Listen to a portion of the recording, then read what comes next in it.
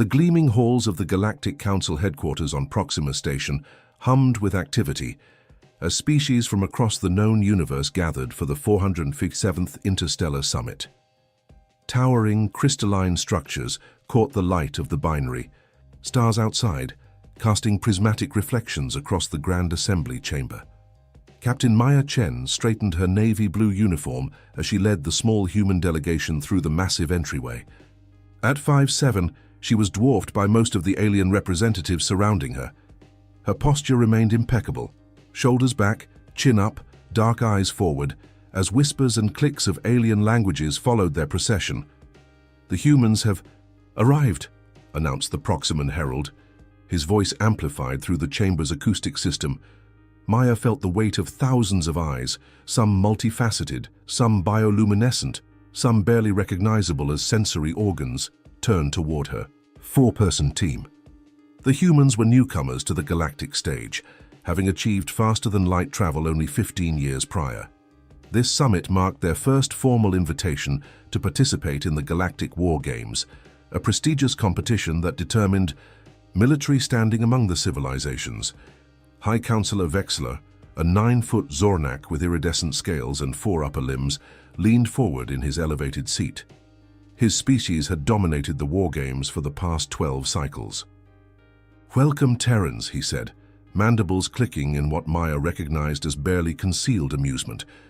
"We are pleased that your species has finally developed sufficient technology to join our assembly." Maya stepped forward, bowing slightly, a gesture her team had practiced extensively. "High Counselor, esteemed representatives of the Galactic Council, we are honored to be invited to participate in this ancient tradition." A ripple of chittering laughter spread through the chamber. From her peripheral vision, Maya saw her communications specialist, Lieutenant Raj Patel, tense slightly. "Ancient." "Indeed," said Vexler, rising to his full height. "The war games have determined the military hierarchy of our civilizations for over 8,000 years. Some here questioned whether inviting humans was premature." Ambassador Trill of the Mavorian Collective floated forward, her gelatinous form pulsing with bioluminescent patterns. "The humans have only just emerged from their solar system. Their weapons are primitive, their tactics undeveloped. They still rely on physical combat training rather than neural interface systems." "And yet," Maya responded evenly, "we are here at your invitation." High Counselor Vexelar's upper limbs spread wide in a gesture that translated across species as condescension. "Indeed, the Council believes in inclusivity, Captain Chen, even for species who have barely mastered gravitic manipulation. Your participation will be educational for you." Dr. Eliza Wright, the team's historian and cultural specialist, stepped slightly closer to Maya, whispering, "Classic dominance display. They're establishing hierarchy." Maya nodded almost imperceptibly before addressing the Council again. "We understand the war games simulate combat scenarios to test strategic thinking, technological application, and adaptability. We look forward to learning from the experience." "Learning is good," Vexler said, his voice booming across the chamber. "Though I doubt humans will progress beyond the preliminary rounds. Your species has barely experienced 2 centuries of modern warfare. The Zornak have been perfecting the art of combat for millennia." Maya maintained her diplomatic smile. "History is filled with unexpected outcomes, High Counselor." This elicited another wave of amusement from the assembly. Ambassador Krell of the Draconian Empire, a reptilian species known for their directness, leaned forward. "Humans still engage in physical combat training, do they not? How quaint. Our warriors have evolved beyond such primitive methods for generations." "We find value in diverse approaches to military readiness," Maya replied. "Diverse approaches?" Vexlar's scales rippled with amusement. "The last species that relied on physical combat was eliminated in the first round of the games 3 cycles ago. They now serve as maintenance workers for the Zornak fleet." The chamber erupted in laughter again, more openly mocking this time. Maya felt a flash of anger, but kept her expression neutral. This was exactly what her team had prepared for. The underestimation, the mockery, the dismissal. It was all part of the plan. "Perhaps we will surprise you," she said simply. Vexillar descended from his elevated platform, his massive form towering over Maya. Up close she could see the battle scars etched into his scales, marks of honor among his kind. "Captain Chen," he said, lowering his voice to a rumble that only those nearby could hear, "my species has won the war games 12 consecutive times. We have conquered 17 solar systems and subjugated 32 species. What could humans possibly teach us about warfare?" Maya met his gaze unflinchingly. "That remains to be seen, High Counselor." The tension in the air was palpable, until Vexillar suddenly threw his head back in laughter. "I admire your spirit, human. It will make your inevitable defeat all the more satisfying." He turned to address the full assembly.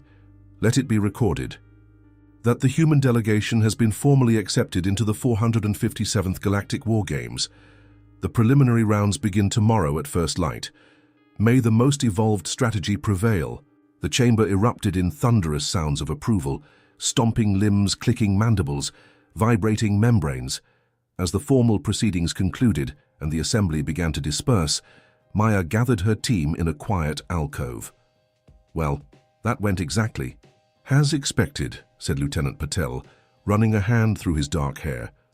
Dr. Wright nodded. "They see us as primitive curiosities." "Perfect." The fourth member of their team, Commander Jackson, a former Special Forces operator with cybernetic enhancements hidden beneath his uniform, spoke for the first time. "They have no idea what they're in for, do they, Captain?" Maya allowed herself a small, genuine smile. "No, Commander, they don't." As they exited the chamber, Maya caught sight of Vexillar speaking with his military advisors, occasionally glancing in their direction with obvious dismissal. "Captain," Dr. Wright said quietly, "the Zornak and their allies are already planning their victory celebrations." Maya nodded. "Let them. Tomorrow we begin to show them exactly why that's a mistake." The human delegation walked calmly through the massive halls of the Galactic Council headquarters, outwardly humble, inwardly resolute. The aliens had thrown down the gauntlet, formally challenging humans to prove their worth, and prove it they would. The human delegation's quarters aboard Proxima Station were modest compared to the lavish accommodations provided to the more established species. A single common area connected 4 small sleeping chambers, with a central holographic table that currently displayed a rotating model of the War Games arena. Captain Maya Chen studied the projection, her fingers tracing the contours of the simulated battlefield.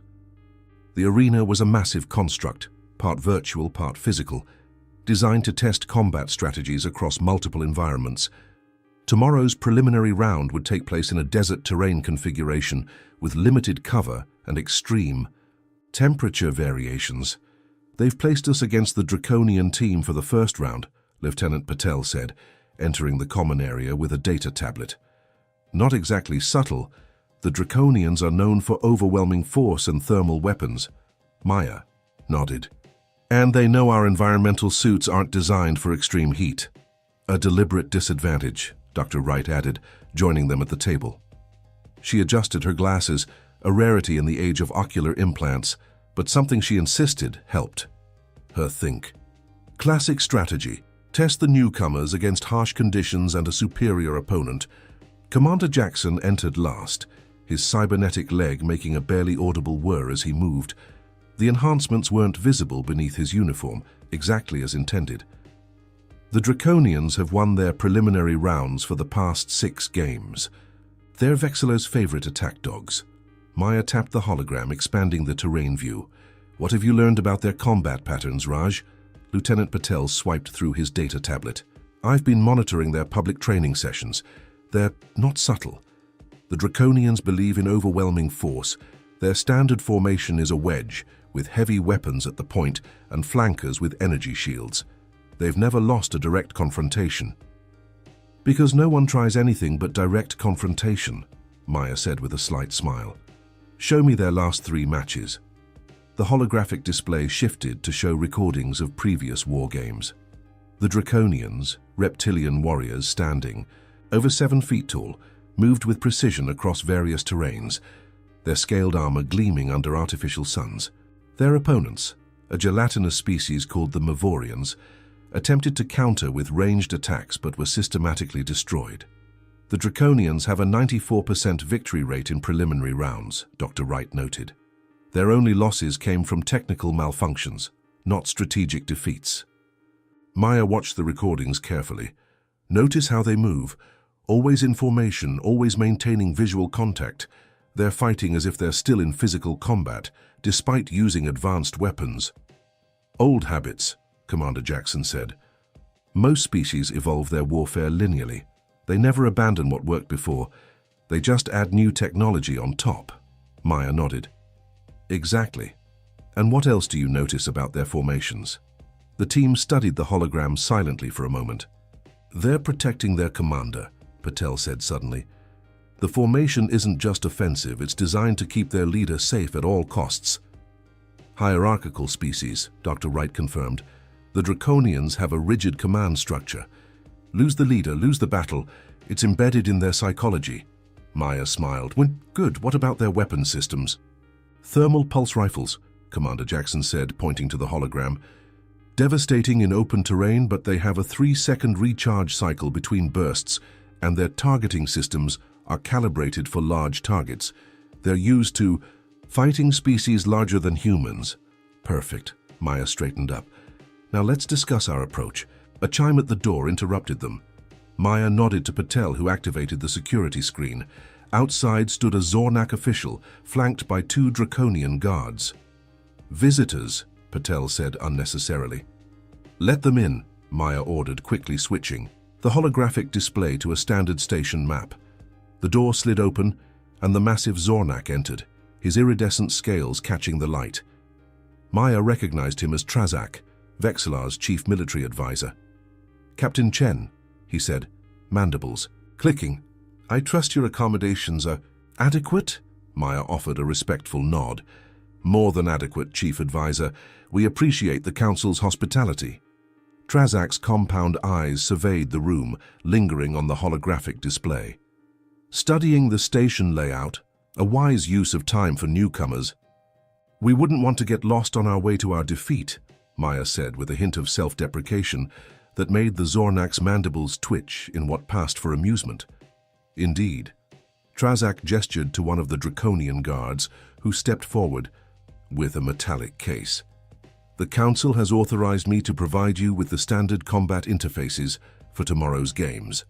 All participants are required to use them. The case opened to reveal 4 neural interface bands, sleek silver devices designed to connect participants to the wargame's simulation systems. Thank you, Maya said, accepting the case. We'll familiarize ourselves with them immediately. Trazak's upper limbs made a dismissive gesture. The interfaces are quite sophisticated. Perhaps your technical specialist should examine them first. We wouldn't want any accidents due to human inexperience. Lieutenant Patel stepped forward. I'm certified in xenotechnology integration, Chief Advisor. I'll ensure our team is properly connected. The Zornak seemed momentarily surprised by Patel's expertise, but recovered quickly. Very good. The preliminary round begins at first light. That's approximately 6 of your Earth hours from now. The Draconian team has requested the honor of facing the newcomers. We're looking forward to it, Maya said evenly. Trazak's compound eyes fixed on her. Are you? The Draconians have eliminated 3 species from galactic consideration in the past decade alone. Their combat efficiency is legendary. We've heard the stories, Commander Jackson said, speaking for the first time. The Draconian guards shifted their attention to him, perhaps noticing the way he stood, balanced, ready, a warrior's stance. Stories, Trazak repeated, mandibles clicking rapidly. Yes, humans do enjoy their stories, don't they? Reality often proves less accommodating. We shall see, Maya replied. Indeed we shall. Trazak moved toward the door, then paused. One final matter. As is customary, each team must submit their equipment specifications before the match. Your weapons, defensive systems, and tactical aids must be registered within the hour. Maya nodded. Of course, Lieutenant Patel will transmit our specifications immediately. After the visitors departed, the human team gathered around the neural interfaces. Well, that was subtle, Dr. Wright said dryly. They want to know what we're bringing to the fight. Patel was already scanning the neural interfaces with a handheld device. These are standard issue, but they've been modified. There's an additional subroutine embedded in the firmware. Surveillance? Maya asked. No, something else. Patel's fingers flew over his device. It looks like it's designed to limit certain neural pathways, specifically those related to creative problem-solving and adaptive thinking. They're trying to force us to fight conventionally, Commander Jackson said with a grim smile. Level the playing field by removing our human advantages. Can you bypass it? Maya asked. Patel nodded slowly. Yes, but they'll know we've tampered with the interfaces if I remove it completely. Then don't remove it, Maya said. Redirect it. Make them think it's working while it actually enhances those pathways instead. That's actually brilliant, Patel said, already working on the modification. It'll take me about an hour. Good. In the meantime, Maya turned to Dr. Wright. What equipment specifications should we submit? The historian smiled. The absolute minimum required by the rules. Let them think we're bringing knives to a plasma fight. And what are we actually bringing? Commander Jackson asked. Maya walked to her private quarters and returned with a small case. Inside were 4 devices no larger than a human thumb. These, developed by our R&D team before we left Earth, they're prototype neural enhancers. They'll boost our reaction time and sensory processing by approximately 30%. Will they be detected? Dr. Wright asked. No. They're designed to mimic natural human adrenaline responses. As far as their scanners are concerned, we'll just be very excited humans. Commander Jackson laughed. Excited humans with a plan. Speaking of which, Maya activated the holographic display again, this time showing a detailed schematic of human combat formations. Let's discuss our actual strategy. For the next 3 hours, the human team meticulously planned their approach, analyzing draconian weaknesses and developing contingencies. They spoke in low voices, occasionally breaking into laughter that would have puzzled their alien observers.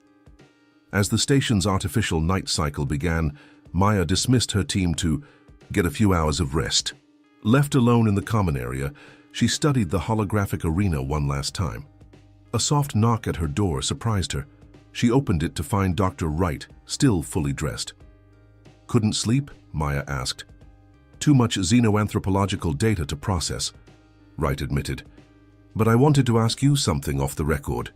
Go ahead. This mission, it's not just about the war games, is it? Maya considered the historian carefully. What makes you say that? The way you were selected to lead this team, your background in both military strategy and xenodiplomacy, the specific composition of our team. Wright adjusted her glasses. This feels like a test run for something bigger. After a long moment, Maya nodded slightly. Earth needs allies, Eliza. Strong ones. The galaxy is more dangerous than the public knows, and winning these games would force the Council to take us seriously. Exactly. Maya turned back to the hologram. But we're not going to just win. We're going to change how the game is played. Dr. Wright smiled. The aliens think they're testing us. While we're actually testing them, Maya finished. Now get some rest. Tomorrow we show the Draconians why humans have survived everything Earth has thrown at us for 300,000 years. As the station's lights dimmed to simulate night, the human quarters grew quiet.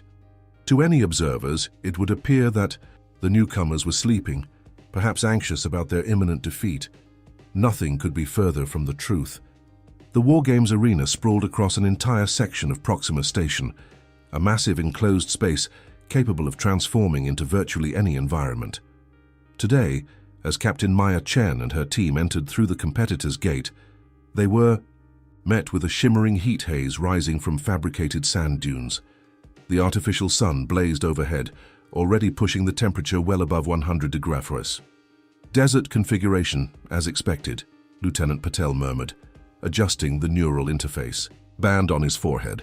They've even added thermal radiation to simulate a binary star system. Maya nodded, surveying the terrain. The arena stretched for nearly a kilometer in each direction, with scattered rock formations providing minimal cover. At the far end, barely visible through the heat distortion, the Draconian team was assembling their equipment. Remember, Maya said quietly. First phase is observation. We stick to the plan. The arena's central platform rose from the sand, carrying High Counselor Vexler and several other Galactic Council representatives. Their environmental shields shimmered around them, protecting the dignitaries from the harsh conditions imposed on the competitors. Welcome, Vexler's amplified voice boomed across the arena, to the first preliminary round of the 457th Galactic War Games. Holographic displays materialized around the arena, showing close-ups of both teams for the thousands of spectators watching from observation decks and remote feeds throughout the station. Today's match, the Draconian Empire 12-time sectoral champions, a roar of approval followed this announcement, versus the newcomers from Earth competing for the first time. A smattering of polite clicks and whistles, the alien equivalent of obligatory applause, accompanied the introduction of the human team. Standard preliminary rules apply, Vexler continued. The objective is capture of the opponent's command center. Simulated weapons will cause neural feedback, but no permanent damage.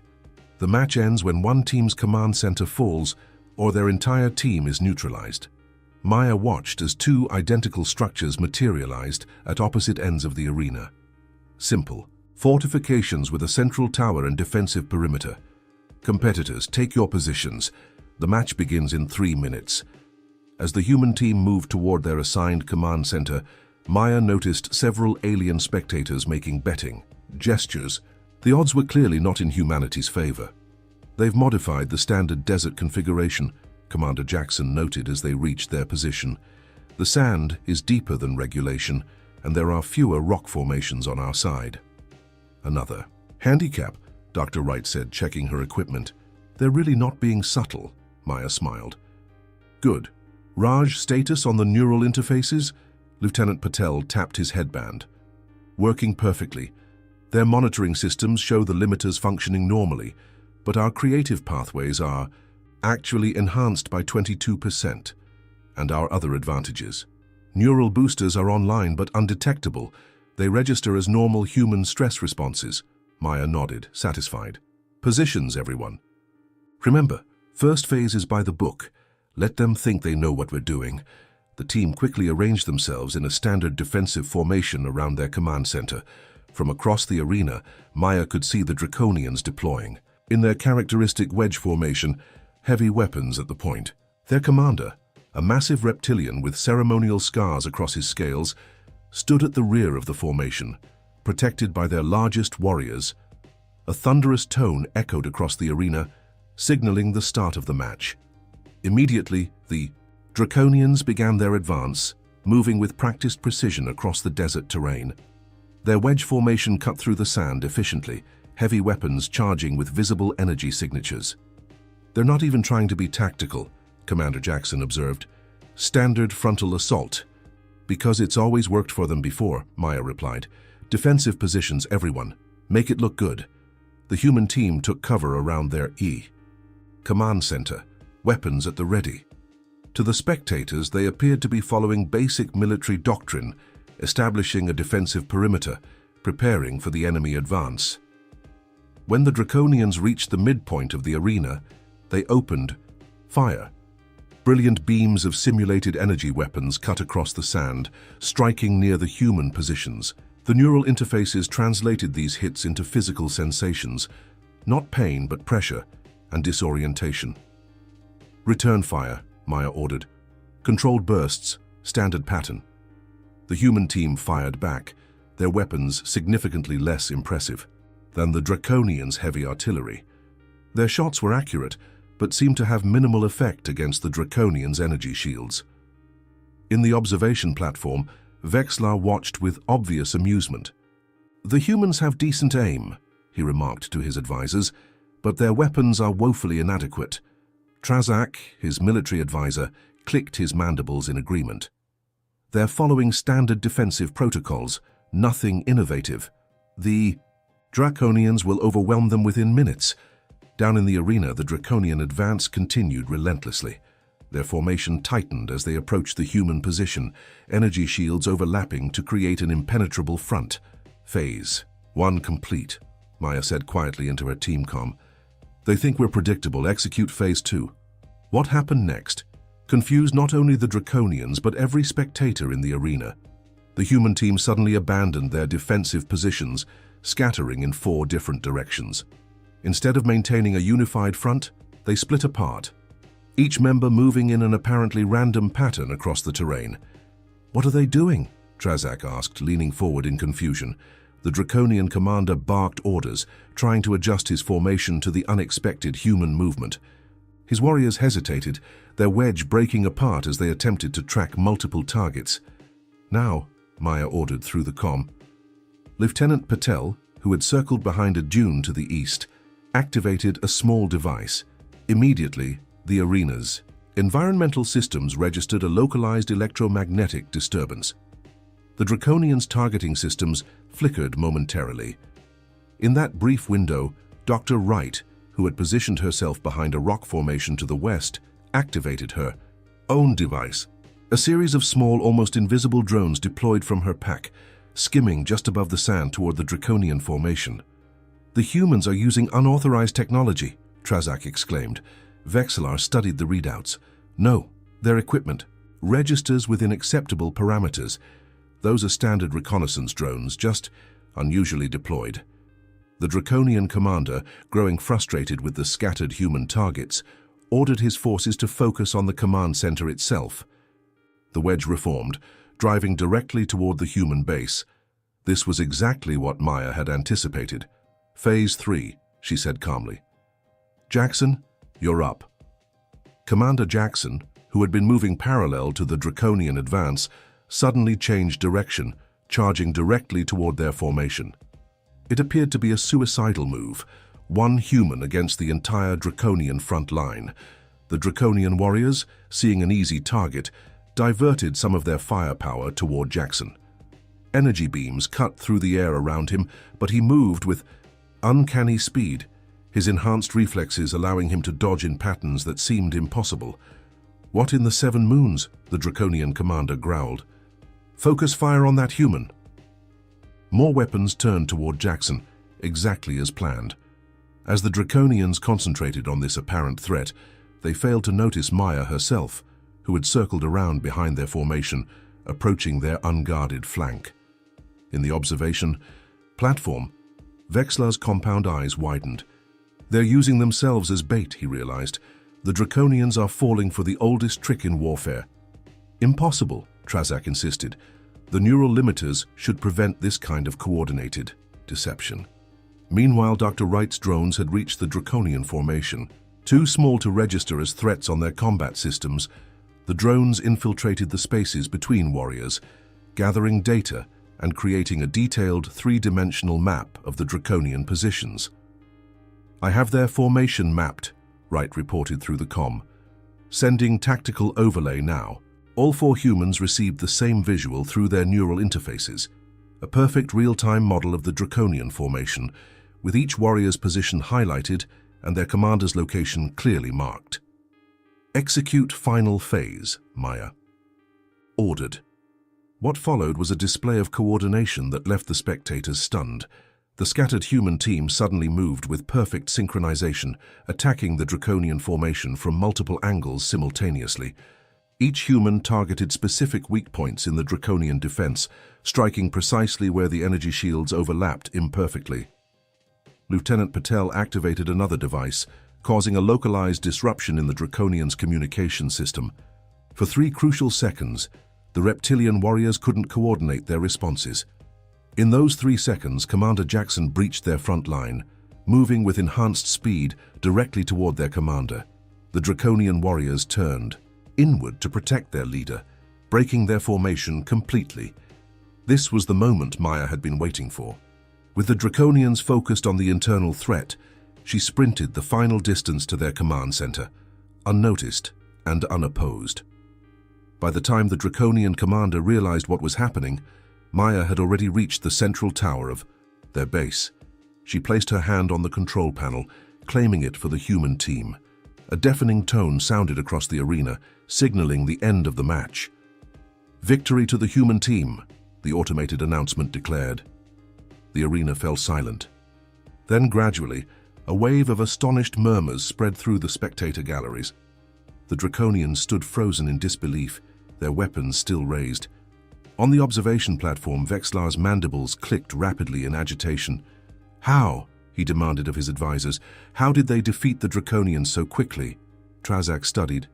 "The battle analytics," his compound eyes narrowing. They didn't fight like any species we've encountered. They didn't maintain formation or protect their command structure. They used themselves as diversions and attacked from multiple vectors simultaneously. But the neural limiters should have prevented such complex coordination. "Apparently," Trazak said slowly, "human minds work differently than we anticipated." Down. In the arena, the human team regrouped at the captured Draconian command center. The reptilian commander approached Maya, his scales flushed with a mixture of anger and reluctant respect. "You did not fight honorably," he growled. "Warriors maintain formation. Warriors protect their leaders.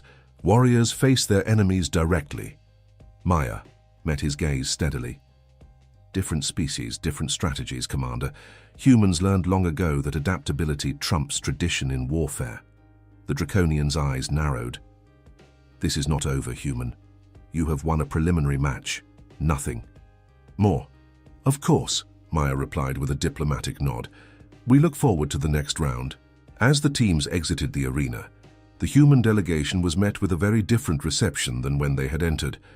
Alien spectators watched them with new interest, some even making gestures of approval or respect. "Well, Lieutenant Patel," said quietly as they walked, "I think we've got their attention." "That was just the beginning," Maya replied. "The real test comes next. They'll be analyzing everything we just did, trying to counter it. So we'll need to change our approach completely," Dr. Wright said with a smile. "Exactly." Maya glanced. Back at the observation platform, where Vexlar and his advisors were engaged in animated discussion. They thought they were studying us, but we were the ones gathering intelligence. Commander Jackson chuckled, the look on that Draconian's face when he realized what was happening, priceless. "Enjoy it while you can," Maya cautioned. "The next opponent won't underestimate us, and Vexlar will be watching much more carefully." As they reached their quarters, Maya gathered her team for a debriefing. "Good work today, everyone. But remember, this was just phase 1 of our larger strategy. We've shown them that humans are unpredictable, but we haven't revealed our true capabilities yet. What's our next move?" Patel asked. Maya smiled. "Now we show them why humans have survived every catastrophe our planet has thrown at us. We adapt." Again, completely and unexpectedly. Outside their quarters, news of the human victory was spreading rapidly throughout Proxima Station. Species that had dismissed the newcomers were now reassessing their evaluations. Betting odds for the next round were being hastily recalculated, and in his private chambers, High Counselor Vexlar studied the battle recordings with growing concern. These humans were not what they appeared to be. They were something new, something unpredictable, something dangerous. The atmosphere aboard Proxima Station had shifted dramatically overnight. Where once the human delegation had been met with dismissive glances and mocking chittering, now they walked through corridors filled with curious stares and respectful distance. News of their victory over the Draconians had spread throughout the station, prompting heated debates among the various species about human combat capabilities. Captain Maya Chen sat alone in the preparation chamber, reviewing holographic projections of their next opponents. After their unexpected victory, High Counselor Vexlar had personally rearranged the tournament brackets, placing the humans directly against the Zornak elite team in the next round. A not-so-subtle message, Maya murmured to herself as she studied the Zornak combat formations. The door slid open and her team entered. Lieutenant Patel looked concerned as he approached. "Captain, they've changed the arena configuration for today's match," he reported, displaying a schematic on his data tablet. "Urban terrain with multiple levels. The Zornak excel in three-dimensional combat environments." "Another handicap," Commander Jackson noted, his cybernetic leg making a soft whirring sound as he paced. "They're stacking the deck." Dr. Wright adjusted her glasses, studying the schematic. "More than that. The Zornak have 4 upper limbs and compound eyes. In a multi-level urban environment, They can maintain visual contact in all directions while climbing. It's perfectly suited to their physiology. Maya nodded, unsurprised. And what else have they done to ensure their victory? They've modified the neural interfaces, Patel said, holding up one of the silver bands. New firmware, much more sophisticated than yesterday's. I can't bypass it without detection. So we'll have to wear them as is, Maya said calmly, which means our creative thinking and adaptive responses will actually be limited this time. The team exchanged glances, but Maya's confidence never wavered. Don't worry, she said with a slight smile. This was always part of the plan. A chime at the door announced a visitor. When it slid open, Ambassador Trill's gelatinous form pulsed, with bioluminescent patterns as she floated into the chamber. Captain Chen, she greeted, her voice a melodious vibration. I came to wish your team success in today's match. Thank you, Ambassador, Maya replied. Though I suspect we'll need more than good wishes against the Zornak elite. Trill's colors shifted to deeper blues. Indeed, High Counselor Vexlar has taken a personal interest in today's match. The Zornak rarely participate directly in the preliminary rounds. We're honored by the special attention, Maya said with just a hint of irony. Many species will be watching today. Trill continued, her form rippling. Your victory yesterday had stirred things. There are those who have long chafed under Zornak dominance, but lacked the courage to challenge it. And now they're hoping. We'll do it for them, Commander Jackson said bluntly. Trill's colors pulsed in what might have been amusement. Hope is a powerful thing, Commander, especially for those who have had little reason for it. After the ambassador departed, Maya gathered her team for final preparations. The Zornak won't underestimate us like the Draconians did, she said. They've studied our tactics from yesterday and will be prepared for similar approaches. So, what's our strategy? Patel asked. Maya's eyes gleamed. We show them something completely different, something they can't possibly prepare for. Which is? Dr. Wright prompted. The truth about human warfare, Maya replied. The real reason we've survived as a species.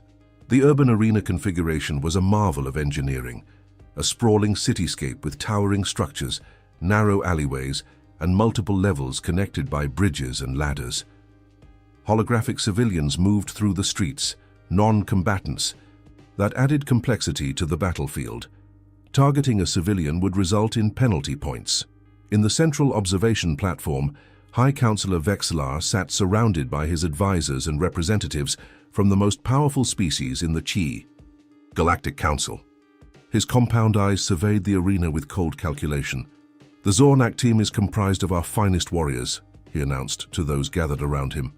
Veterans of actual combat, not merely simulations.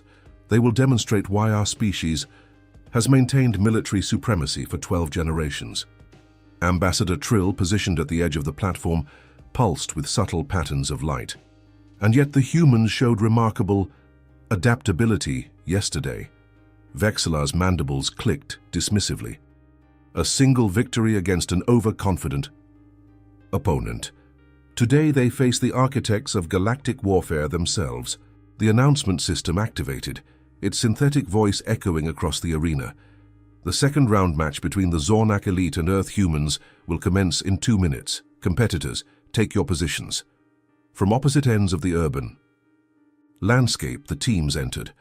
The Zornak moved with fluid grace, their iridescent scales catching the light as they immediately began scaling buildings to secure high ground. Their team consisted of 6 warriors, each armed with advanced energy weapons and neural-linked targeting systems. The human team entered more cautiously, staying at street level and moving in a loose formation that allowed them to maintain visual contact with each other. Their neural interfaces glowed with steady blue light, indicating the limiters were functioning as designed. In the observation platform, Traz-Ak, Vexlar's military advisor, studied the humans with narrowed compound eyes. They appear to be operating under the neural limitations this time. Their movements are more conventional. Good, Vexlar replied. Let us see how they fare when they cannot rely on deception and trickery. The countdown reached 0, and the match began. Immediately, the Zornak team executed a perfect encirclement strategy, using their superior mobility to establish firing. Positions on multiple levels surrounding the human team. Within seconds, the humans were caught in a crossfire from above. "Textbook Zornak tactics," commented an alien observer. "They establish dominance of the vertical space, then systematically eliminate ground-level threats."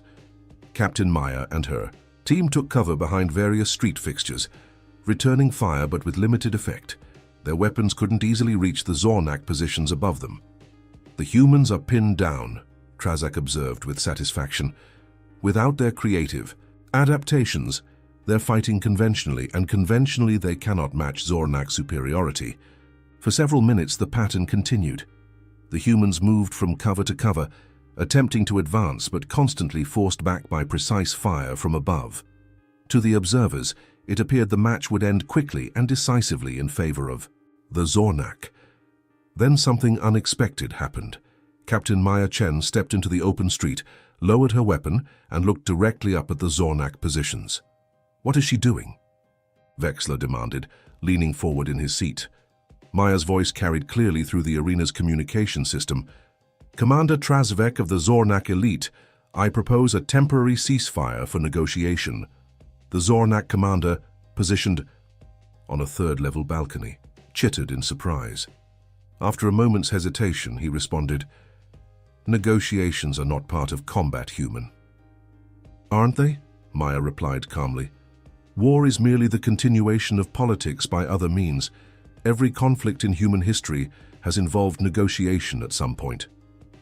In the observation platform, Vexler's mandibles clicked rapidly in agitation. "This is unprecedented. The war games are a test of combat prowess, not diplomatic skill. There are no rules against negotiation," Ambassador Trill pointed out, her form pulsing with what might have been amusement. On the battlefield, the Zornak commander signaled his team to hold fire, his curiosity evidently piqued. "What terms could you possibly offer from your position of weakness?" Maya smiled. "Information, something far more valuable than a single victory in these games." "What information could humans possess that would interest the Zornak?" the commander demanded. "The truth about why you can't beat us," Maya replied. "Not in the long run, not where it matters." The arena had fallen completely silent. Every spectator, every competitor, was focused on this unprecedented development. "You are currently losing this match," the Zornak commander pointed out. "This match? Yes," Maya acknowledged, "but that's not what I'm talking about. I'm talking about the future of our species in this galaxy." She gestured to her team, who remained in their covered positions. "You've limited our neural interfaces to prevent creative thinking. You've designed this arena to favor your physiological advantages. You've done everything possible to ensure your victory today." "As is our right as the superior species," the commander replied. "And yet," Maya continued, "you're afraid of us. All of this," she gestured around the arena. "The handicaps, the special attention, bringing in your elite team for a preliminary round. It all speaks to one thing: fear." The Zornak commander's scales flushed with color. "The Zornak fear. Nothing? Then why not face us on equal terms?" Maya challenged. "Why stack the deck? Why limit our abilities?" In the observation platform, Vexler had risen to his feet, his compound eyes fixed on the human captain. "This is manipulation," he hissed. "She is attempting to provoke an emotional response." "And succeeding," Trill observed quietly, on the Wham. Battlefield, the Zornak commander descended from his position, dropping with fluid grace to street level to face Maya directly. He towered over her, his four upper limbs flexing with barely contained aggression. "Say what you came to say, human," he demanded. "Then we will finish this match." Maya nodded. "Throughout our history, humans have faced extinction-level threats multiple times. We've survived ice ages, plagues, world wars, and our own self-destructive tendencies. Do you know why?" The commander remained silent, waiting. "Not because we're stronger," Maya continued. "Not because we have better technology or superior tactics.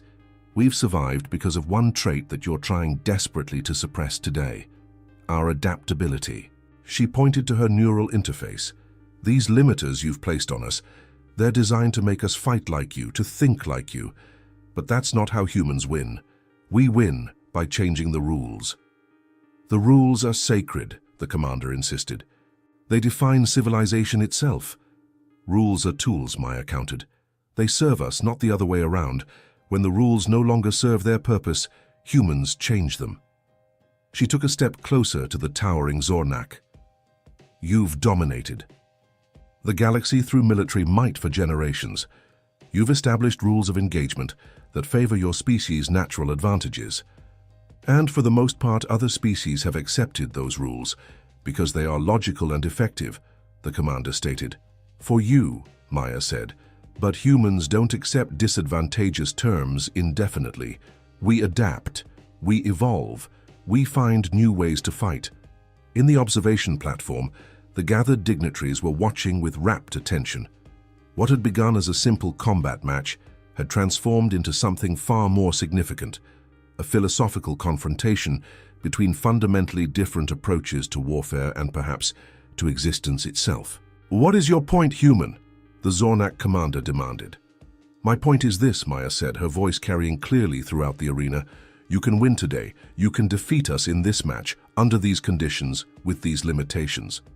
But in doing so, you'll teach us exactly how you fight.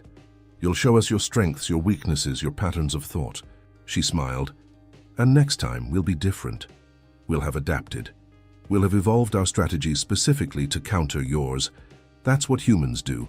We learn, we change, we overcome. The commander's compound eyes studied her. You speak as though a single species could challenge the military might of the Zornak Empire.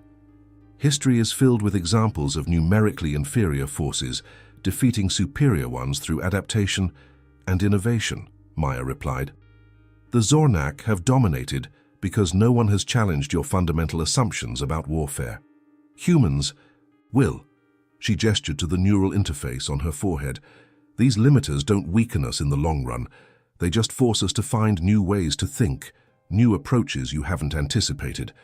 Every constraint you place on us becomes a lesson in overcoming that specific type of constraint. The commander was silent for a long moment. Then, to everyone's surprise, he began to laugh, a clicking, chittering sound that echoed through the arena. Fascinating, he said finally. You attempt to win by convincing me that defeating you will lead to my eventual defeat, Maya shrugged. I'm just telling you the truth about human nature. What you do with that information is up to you. The commander considered her words, then raised one limb in a gesture that signaled to his team. Resume combat positions, he ordered.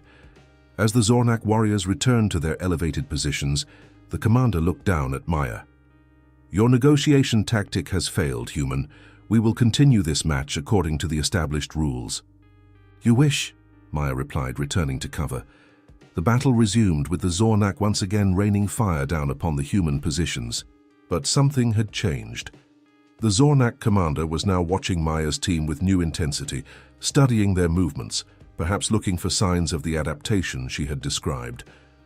In the observation platform, Vexillar turned to his advisors. What was that? What was she attempting to accomplish? Krazak shook his head. I'm not certain, High Counselor. Perhaps it was merely a delaying tactic. No, Ambassador Trill interjected, her form pulsing with complex patterns. It was a demonstration. Of what? Vexillar demanded. Of exactly what she claimed, human adaptability. Even with their neural interfaces limited, they found a completely unexpected approach. They turned a combat scenario into a philosophical confrontation. On the battlefield, the human team was now moving differently.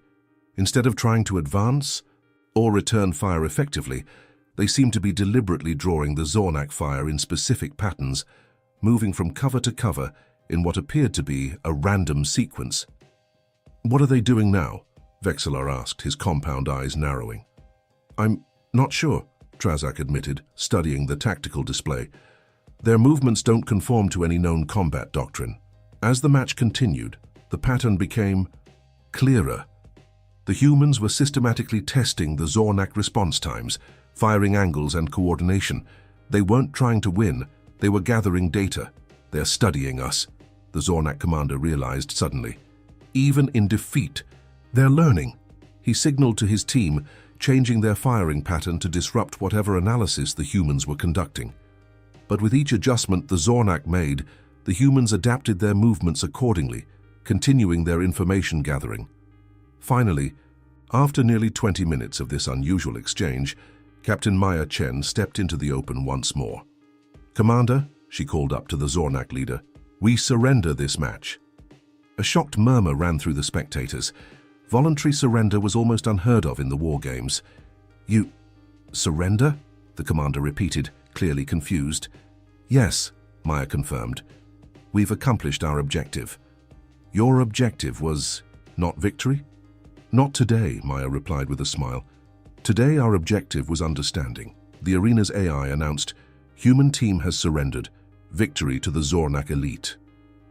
As the human team prepared to exit the arena, the Zornak commander descended once more to street level, approaching Maya with evident curiosity. "What game are you playing, human?" he demanded. "The long game, Commander," she replied. "The only one that matters." In the observation platform, the dignitaries were engaged in urgent discussions. What they had witnessed defied conventional understanding of the war games. "They surrendered deliberately," Trazak said, his voice tinged with disbelief, "after gathering tactical data on our combat methods." "A strategic loss," Ambassador Trill observed. "Fascinating." High Counselor Vexlar remained silent, his compound, eyes fixed on Captain Maya Chen as she led her team from the arena. For the first time in many cycles, he felt something he had not experienced since his youth: uncertainty. Later, in the human delegation's quarters, Maya's team gathered around the holographic table, reviewing the data they had collected during the match. "The Zornak response patterns are remarkably consistent," Lieutenant Patel noted, displaying analytical graphs. "Despite their advanced technology, their tactical doctrine hasn't evolved significantly in over 300 years. Evolutionary stagnation," Dr. Wright commented. "They've been dominant for so long that they've lost the pressure to innovate," Commander Jackson nodded. "Which makes them predictable. Their formations, their command structure, their decision trees, all can be mapped and countered." Maya studied the holographic display, satisfaction evident in her expression. "And that data is now being transmitted back to Earth via our secure channel. By the time we return home, our military strategists will have developed comprehensive counter-tactics to Zornak warfare." "Was that always the plan?" Patel asked. "To lose the second match?" "To appear to lose," Maya corrected, "while winning something far more valuable." A chime at their door interrupted the discussion. When it opened, they were surprised to find High Counselor Vexlar himself standing there, flanked by 2 guards. "High Counselor," Maya greeted him, rising from her seat. "This is an unexpected honor." Vexlar's compound eyes surveyed the room, before settling on Maya. "Captain Chen, the Council has made a decision regarding your continued participation in the war games." "Oh?" Maya maintained a neutral expression. "Your team is disqualified," Vexlar stated. "Your surrender today violated the spirit of the competition, if not its explicit rules." Instead of disappointment, Maya smiled. "As you wish, High Counselor. We've accomplished what we came here to do." Vexlar's mandibles clicked rapidly, a sign of agitation. "And what exactly was that, Captain? What was your true purpose here?" Maya considered the question for a moment before answering. "To introduce ourselves properly to the galaxy, to show you who humans really are." "And who are you?" Vexlar demanded. "We are adapters, innovators, survivors," Maya replied. "We don't fight to demonstrate superiority or maintain tradition. We fight to win by whatever means necessary. And when we can't win today, we learn how to win tomorrow." She gestured to her team. "You saw only 4 humans, High Counselor, but we represent billions back on Earth, each with the same capacity for adaptation, the same drive to overcome challenges, the same refusal to accept defeat as permanent." Vexlar was silent for a long moment. Then, surprisingly, he made a gesture that translated across species as reluctant respect. "The Council has also voted to extend an invitation," he said. "Earth is offered provisional membership in the Galactic Defense Coalition. Your perspective may prove valuable." Maya exchanged glances with her team before responding. "We would be honored to accept, High Counselor, As Vexlar turned to leave, he paused. "One question, Captain Chen. Your surrender today, was it always part of your strategy?" Maya smiled. "In warfare, High Counselor, sometimes the greatest victories look exactly like defeats to those who don't understand the true objective." After Vexlar and his guards departed, the human team gathered once more around the holographic table. "So," Commander Jackson said with a grin, "mission accomplished?" Maya nodded, bringing up a new display, a star chart showing Earth's position relative to various galactic powers. Phase 1 complete. We've established ourselves as a species to be taken seriously, gained access to the Galactic Defense Coalition, and collected invaluable data on the dominant military power in this sector. And more importantly, Dr. Wright added, we've planted the seeds of doubt in their minds. They'll never look at humans the same way again.